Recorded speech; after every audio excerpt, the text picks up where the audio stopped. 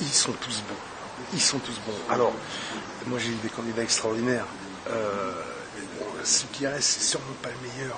Mais il est tellement enthousiaste dans ce qu'il fait, il est tellement positif que j'adore ça. Alors, c'est vrai que le coaching, il se fait parfois dans la douleur parce qu'il est toujours. Et puis, il est encore sur cette épreuve. Je dis, mais pourquoi t'as fait ça? Alors que t'as les aimants pour. Et puis, il fait, ah ouais, putain, je suis con, je comprends pas. Mais j'adore, il est super. Et puis, une fois de plus, il a cette attitude hyper positive, engageante, qui fait du bien. Voilà, qui fait du bien.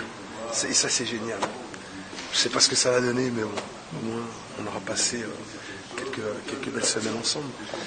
Enfin, moi, j'ai été surprise. Je trouve que plus que jamais, avec les cuisiniers avec qui j'ai travaillé, avec les 3 garçons, il y a eu une complicité immédiate et qui s'est renforcée tous les jours. Bon, c'est sûr qu'on n'est pas dans un concours commun, hein, Top Chef. Il y a des conditions qui sont quand même difficiles. Le fait d'avoir les frigos à distance ou les gazinières à distance, ça oblige les candidats à courir un petit peu partout. Le matériel aussi, il faut de l'espace pour les caméras, il y a des journalistes qui posent des questions. Et tout ça, ça perturbe. Bien sûr, ça handicape. Sur 1h30 d'épreuve, en fait, en temps réel, il y a quoi? Il y a 1h10 de travail pur. Parce qu'après, il y a toutes ces choses qui parasitent un petit peu le travail effectif et qui réduit le temps de préparation. Il se révèle en fait au fur et à mesure des épreuves. Et puis moi, j'ai pas de point de référence. En tout cas, en démarrant l'épreuve de Top Chef. Donc, moi, je trouve ça très courageux et très très difficile à faire. Très honnêtement, je sais que il y a très peu de professionnels qui se lanceraient dans cette aventure. C'est toujours difficile d'aller faire de la cuisine finalement dans des temps impartis aussi courts.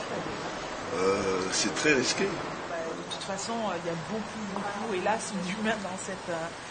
Enfin, je dis hélas parce que quand les gars partent, après, c'est des déchirures. Hein, donc c'est sûr que le côté humain... Quand Paul Perret est arrivé, on lui a dit attention, détache-toi, prends du recul, etc. Et puis en fait, voilà, comme chaque année, on est tombé dans le panneau, nous aussi. Alors on ne sait jamais au début quand on va les sélectionner. Il y a des candidats qui vont être a priori bons sur la première épreuve. Ça ne veut pas dire qu'après, dès qu'on va passer sur quelque chose en pâtisserie, ils vont être bons. Les thématiques sont tellement variées que finalement on a du mal à définir quel sera le meilleur candidat, parce que quand on est chef de cuisine, on arrive finalement à imposer sa thématique. Moi, j'impose ma thématique aujourd'hui, ça ne veut pas dire que je suis bon dans autre chose. Voilà.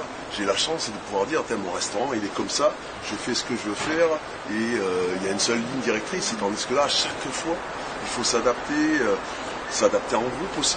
C'est un peu dur. Au début, ils sont souvent en équipe. Ça, c'est pas facile. Arriver à s'entendre avec quelqu'un d'autre, qui c'est qui prend le lead, est-ce qu'on veut un peu de chacun dans la même recette. Donc tout ça, c'est quand même assez intensif. Et puis, il faut qu'ils digèrent beaucoup de choses en très très peu de temps. Ça, c'est impressionnant. On est toujours dans des émotions extrêmes. Et c'est ça qui fait Top Chef et c'est ça qui est bien.